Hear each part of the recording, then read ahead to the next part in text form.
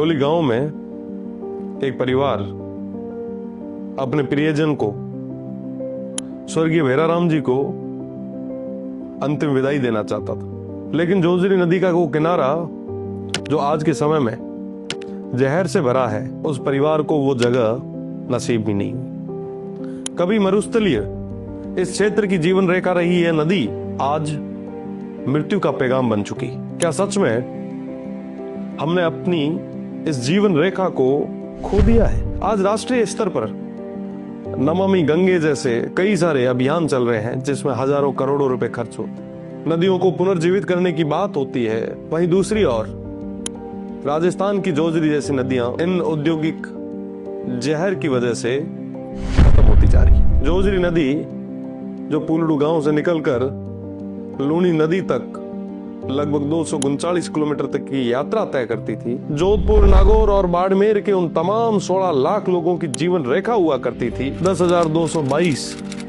वर्ग किलोमीटर में जिसका जल ग्रहण क्षेत्र हुआ करता था, 55 ग्राम पंचायतें और 75 गांव जिसके आंचल में पले और बड़े हैं। मैं अगर बात करूं डोली राजगुरुओं की, डोली कल्ला की, डोली खुर्द की, अराबा की, लूणावास की, धवा की, उन तमाम गांवों की जो उसके किनारे पे स्नेह से बसे थे, अब तो अराबा के उन तमाम बासिंदों को भी ग्राम पंचायत ने एक फरमान दे दिया है कि जल्दी से जल्दी आप गांव खाली करो, अपने घर खाली करो, कीमती सामान लेके यहाँ से निकलो, किसी भी दिन कोई बड़ा हादसा हो सकता है। ये नदी एक समय में जिसकी लंबाई, जिसकी दूरी सैकड़ों किलोमीटर में हुआ करती थी, आज के समय में 92 किलोमीटर वो कम हो चुकी, जिसके आसपास के जल ग्रहण के क्षेत्र में भी 50% से ज्यादा कमी आ चुकी। हमारी जोजरी बस अब एक कराह बनकर रह चुकी है।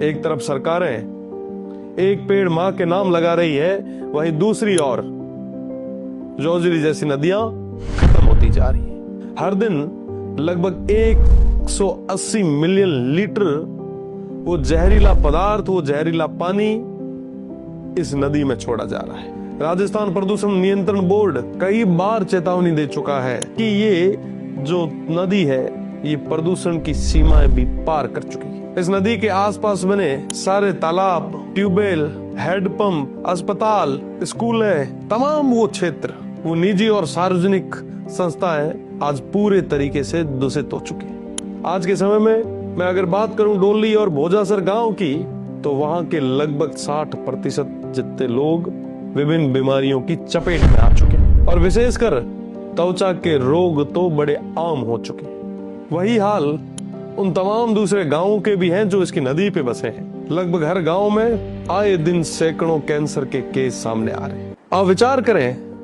किसी गांव में कोई नवजात शिशु होता है, उसे ब्लू बेबी सिंड्रोम जैसे खतरनाक रोग लग जाए तो उस परिवार के क्या हाल होंगे, उसकी रोती हुई उस माँ के क्या हाल होंगे।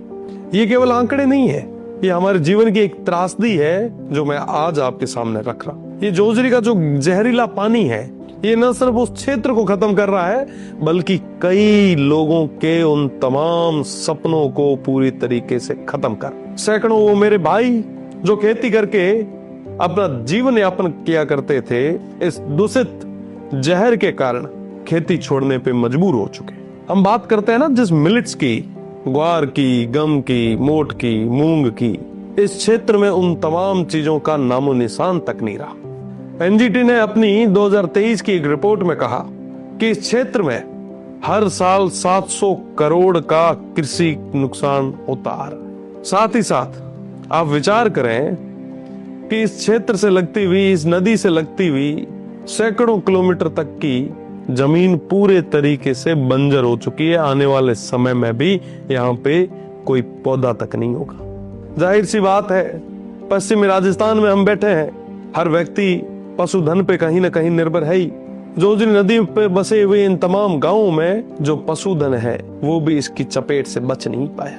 आज के समय में सारे पशुपालक, हमारे वो किसान भाई अपने उन मवेशियों को तड़पते हुए मरते देख। आज के समय में यहाँ के बासिंदों का, यहाँ के निवासियों का सब कुछ दाव पे लगा है। इनकी संस्कृति, इनके पशु, इनके त्योहार, सब कुछ दाव पर। धवा और डोली जैसे गांव, जहां पे एक समय में हजारों की संख्या में हिरण और तमाम जीव जंतु हुआ करते थे, आज के समय में उनकी संख्या घटते घटते गिने चुनी हो गई।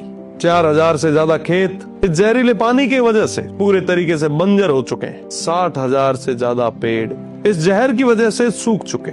एक समय था जहां प्रवासी पक्षी यहाँ आया करते थे, आज के समय में इन तमाम बासिंदों के, इन निवासियों की सपनों में सिर्फ वो कुर्जाएं रह चुकी। जहर जब फैलता है ना साहब, तो जाहिर सी बात है कि उस पूरे क्षेत्र को लील कर जाता है। वहाँ की जमीन पूरे तरीके से बंजर हो चुकी है। आप विचार करें कि किसान भाइयों के क्या हाल होंगे। ये संकट केवल एक नदी का नहीं है, उन तमाम लोगों के जीवन पर यह संकट है। एनजीटी, नेशनल ग्रीन ट्रिब्यूनल, जिन्होंने बार बार चेताया, 2022 में उन्होंने कहा कि इस जोजरी नदी को पुनर्जीवित करो। जोधपुर और बाड़मेर के अधिकारियों पर जुर्माने लगाए, पर कुछ नहीं बदला। एनजीटी ने कहा कि ये जोजरी अब नदी नहीं रही, ये बहता हुआ जहर बन चुका है। 2022 में एनजीटी ने इस सिस्टम पर और विशेषकर राजस्थान सरकार पर पर्यावरणीय प्रावधानों के उल्लंघन के तहत 2022 में लगभग 3000 करोड़ का जुर्माना लगाया, और वहीं सन 2024 में लगभग 750 करोड़ का जुर्माना एक बार फिर प्रदेश की सरकार पर लगाया। ये जुर्माना केवल पैसा नहीं था, एक चेतावनी थी इस लच्चर व्यवस्था पर, प्रशासनिक विफलता पर, किस तरीके से हमारे सिस्टम की निष्क्रियता, उनका फेल्योर यहाँ के इकोसिस्टम को संकट में डाल रहा। कई सारी मॉनिटरिंग कमेटियां बनी, बड़े बड़े सपने दिखाए गए, केंद्र सरकार ने 2 ट्रीटमेंट प्लांट भी लगाए, पर साथियों वो वहीं के वहीं रह गए। वो तमाम कमेटियां सिर्फ हवा में रह गई, धरातल पे नहीं उतर। मैं पूछना चाहूंगा तमाम लोगों से जो जिम्मेदार हैं, इस नदी की पुकार आपके कानों तक आ रही है? यहाँ के लोगों की वो पुकार, वो दर्द क्या वाकई आपके कानों तक आ रहा है?